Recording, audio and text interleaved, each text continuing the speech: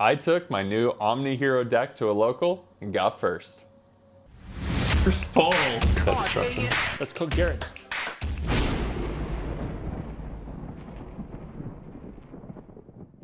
In this video, I want to show off this deck profile that I've built post Supreme Darkness, because heroes are a lot better, and honestly, Evil Hero incorporated with the other heroes makes an Omni Hero deck super strong, and it's a high card count too. But before we get into that, we have a giveaway today. We'll be giving away one Infernal Wing Backfire. All you have to do to enter is like, comment, subscribe, and if you're feeling a little extra spicy, go ahead and hit those notifications as well. But let's get into it. I'm really excited to show off this deck because I've spent a lot of time testing, practicing, kind of looking at the best builds for this, and I've incorporated a lot of the Evil Hero support from Supreme Darkness. While others don't think it's that strong, I think it's really worthwhile incorporating it and seeing the best ways to go about it. So we're gonna hop into this, and I'm excited to show what I've built.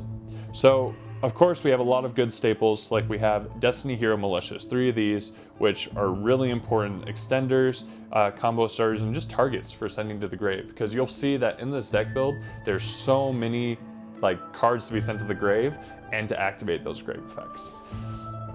Then we have, of course, another staple, 3 Elemental Heroes Stratos. Stratos is, of course, another hero staple, super important for getting those searchers, getting what you want, combo starters. And that's kind of the theme of heroes, is tons of searchers, tons of extenders, and trying to build up that super strong, heavy hitting board for one-turn KOs. Okay, then we have 3 Adusted Golds, and these are super important for the Evil Hero meta.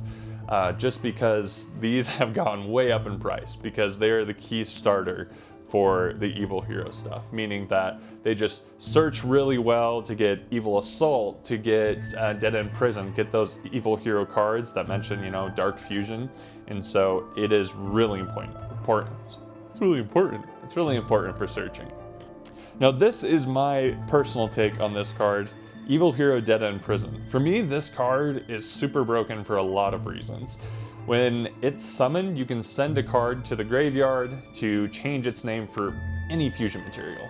That makes it work for pretty much any kind of hero deck build you want to do. If this was only incorporated in a regular deck, the only Evil Hero card, I mean, it's fantastic. Because you can send any number of targets to the grave, activate those grave effects, and it's also a 1-card combo, because you send Sinister Necrom to the graveyard, you summon Infernal Rider with Sinister Necrom, you search Dark Fusion, and you can get into Evil Hero Neos Lord, into Infernal Wing Backfire. So it's like, this is just a really strong card. So if all you had in your hand was just this, you could still get out a substantial monster. So I run those at 3 just because it's always good to have, and pretty sure too.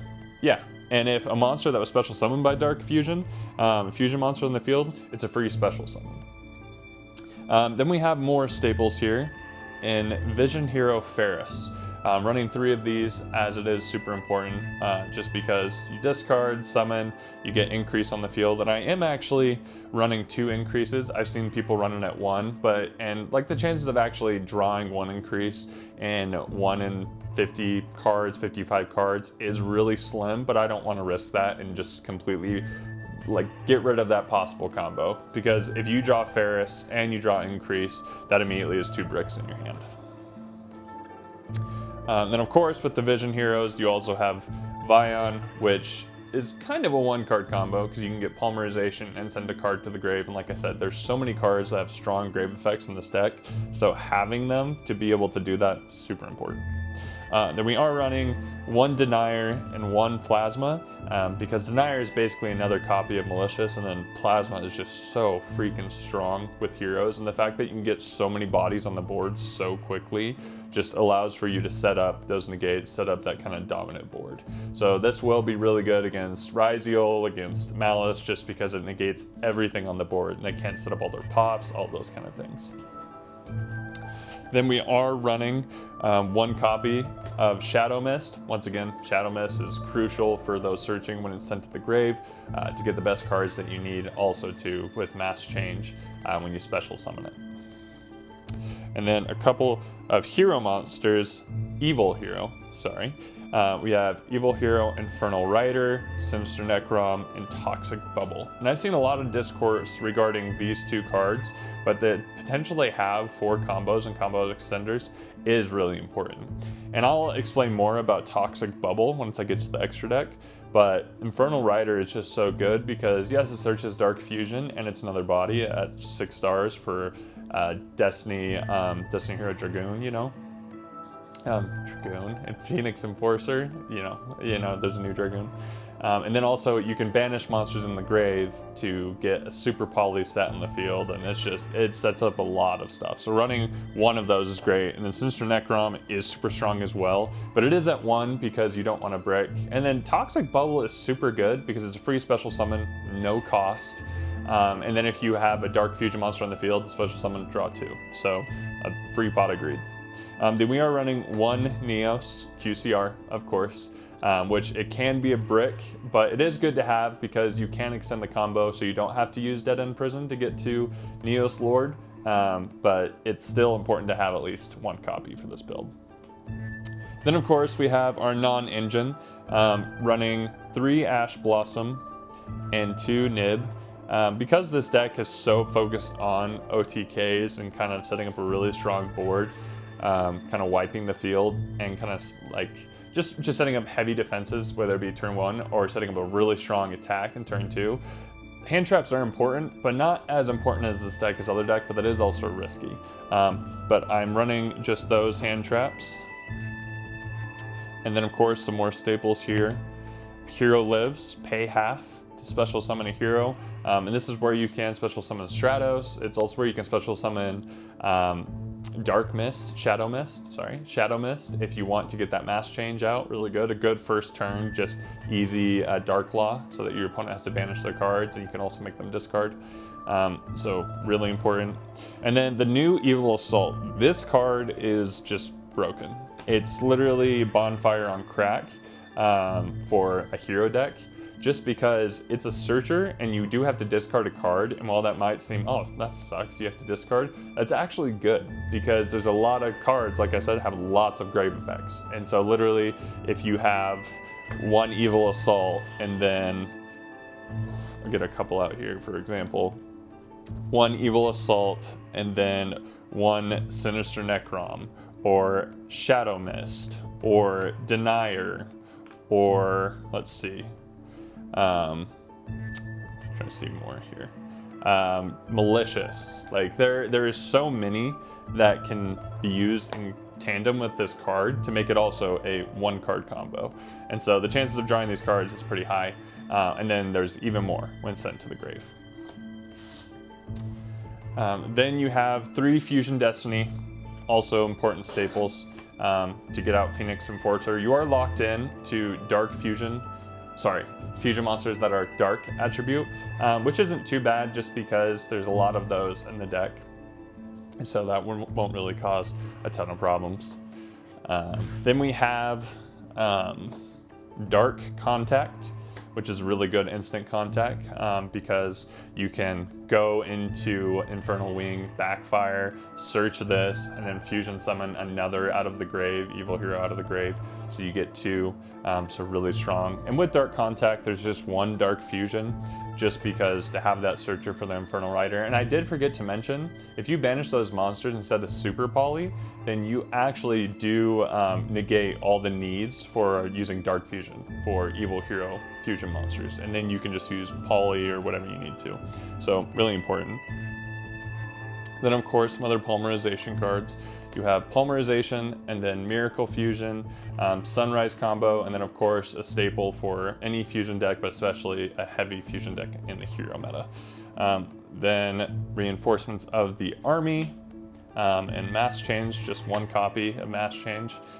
Good Searcher, good Extender, and super important for Dark Law. I was running more Mass Changes, but honestly, if you draw a Mass Change and not a Dark monster, it's a brick.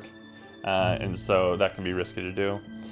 Then we have 1 Called by the Grave, and 1 super poly. And normally super poly is used as a kind of a trap or counterplay to someone who has a strong board or kind of interrupt, but it's actually more used for us, because then you can like super poly into the dark fusion monsters on the next turn that you set it. So it's really strong in that way, and just being able to get more things on the field. For example, if you summon Neos Lord, you can then take over one of those monsters. Then we have 2 more hero traps here. We have Favorite Contact, another staple that's super important, and then Dark Supremacy. This works really well in tandem with Infernal Rider, because you can shuffle in up to 5 monsters from Banishment or the Grave, I believe. Yeah, Grave or Banishment back into your deck. So even if you banish them, you can get all those back, have those extenders back, and also it gives you negates up to the number of Dark Fusion related cards in your graveyard. So Evil Assault, Dark Fusion, Dark Contact, you can have like 3 or 4 negates off 1 card, which is pretty crazy. Then of course, 3 more staples to combat 3 infinite impermanents. So the main deck, like I said, is relatively chunky. It's a big deck, and I've seen people trying to play 40, and like I saw one where they ran like 1 Dead End Prison and 1 Sinister Necrom, 1 Adusted Gold, and 1 Evil Assault. Like, it's just, the Evil Hero engine is so much stronger now and can contribute so much more to a hero deck, so I wanted to optimize as much as possible. And then going into the extra deck, of course, we have Evil Hero, Neos Lord, a really strong interrupt. And while he's not necessarily a boss monster, he's a good supporting boss monster. Like, he is a boss monster, but like, this wouldn't be the I want to get him out no matter what. It would be, if I can extend it to him, fantastic. Because, say, especially Malice, say that they linked into their Queen of Hearts. You activate his effect to interrupt and then take control of the Queen of Hearts. And so really strong for taking out those big fusion, big link monsters, big extra deck monsters. Then, of course, Wake Up, your Elemental Hero, really strong boss monster. This is the big for the 1-turn KOs, because you just literally eat up your whole board, summon this, it's at like 5,000 attack, and then you attack all your opponent's monsters. Elemental Hero, Shining Neos Weakman, super strong, boss monster, great effects with everything. Like, a lot of these are just a given, but now we'll get into more of the ifs, ands, or buts. First, Malicious Bane. So Malicious Bane, kind of generic of Evil Hero monster and then level 5 or higher monster, is really good going second, because when it summons and during your main phase, you can take all the monsters on your opponent's field that are 3,000 attack or lower and just destroy them, just wipe them out. And this can't be destroyed by card effects, and so it's a really strong 3,000 body on the field, a really good Evil Hero addition. And then we have Destroyer Phoenix Enforcer. Once again, huge staple for hero, necessary to have, and just really important to get, because heroes, like I said, are really strong, but a lot of them only have 1 or 2 negates, and that's it. So knowing which ones to get on the field at important times is really vital. So this is one that I will see probably people debate, is Elemental Hero Absolute Zero. So why this is important and why I've included this is where Toxic Bubble comes into play, because you can literally, let's see here. It requires a water monster, so you get Toxic Bubble on the field. You can draw 2 cards. So you have Poly in your hand because of Ion. Well, Absolute Zero is polyed, and then you use it for Dark Fusion, or you get Poly back and use it for something else. Well, Absolute Zero goes off the field and you wipe out their entire board. And so this is a really good going second combo to get to that. Like with Malicious Bane, say Malicious Bane gets negated, say like that doesn't work out, you have a second line to destroy your opponent's board. Elemental Hero, Flame Wingman, Infernal Rage, this is another one, just of course a staple. Evil Hero, Darkest Night.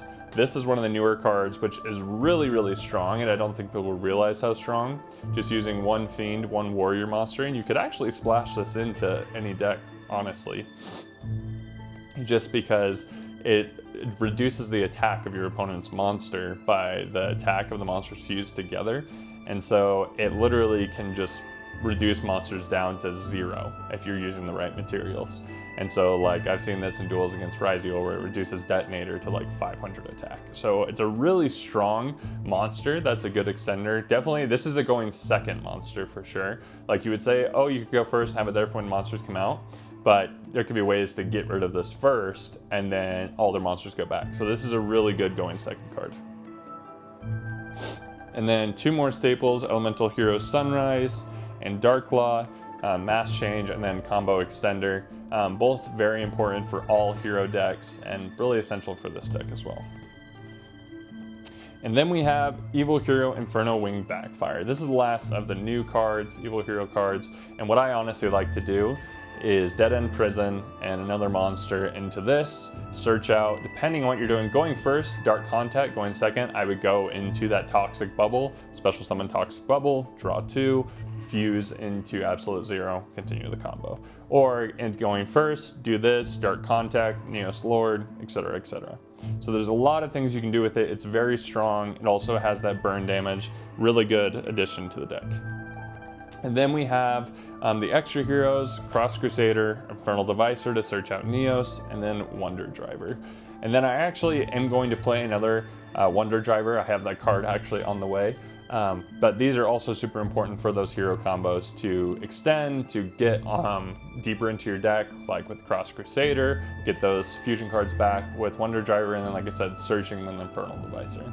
So the hero deck has never been stronger with now all the new Evil Hero introductions, and I think people are really sleeping on how strong they really are, just because Hero has always been mediocre.